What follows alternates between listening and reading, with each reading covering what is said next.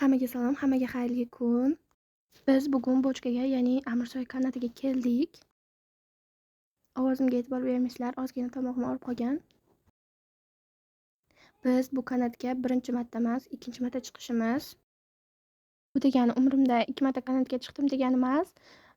Bundan oldin nomini bilmayman, lekin ana 2 talik temirli bo'ladi-yu. O'shanaqaga chiqqanmiz.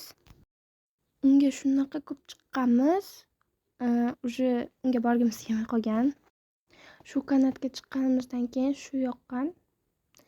Endi bundan keyin ham har doim shunga kelamiz.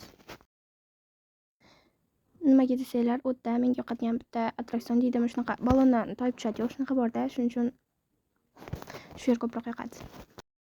Bu reklama emas, prosta nimaga aynan bu kanat ko'proq yoqishini aytyapman-da.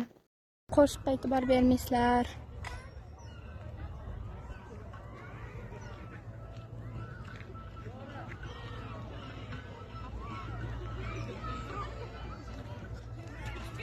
Bu tepasi kanatda tepaga olib chiqqan pastga chiqadi-yu, o'sha.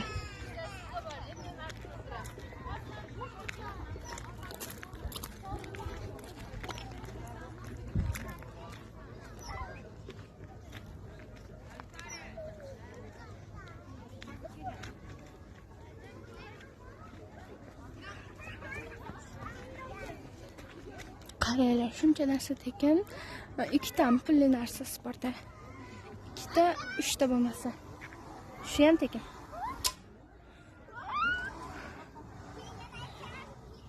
Qaytishi qiyinroq bo'ladi, lekin chunki tepadan uchib keladi, lekin qaytishda tepadan uchmaydi, shuning uchun.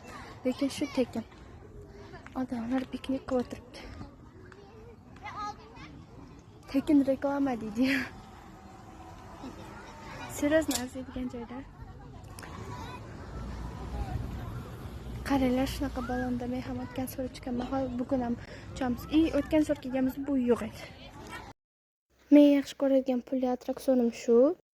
Albatta o'zimnaqa sekin uchmaydi, sekinlashtirib video yasaganman-da.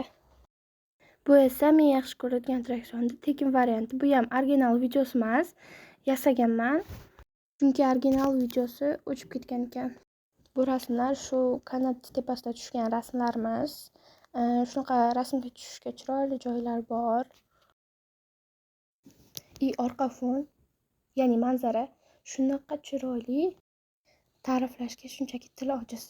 Men shu O'zbekistonning shunaqa chiroyliligidan faxrlanaman. Qaranglar, qanaqa go'zal manzaralar borligini. Aytgancha, bundan keyin yana bitta joyga borganmiz. Buni keyingi videoda ko'rib olsanglar bo'ladi. Hammaga xayr.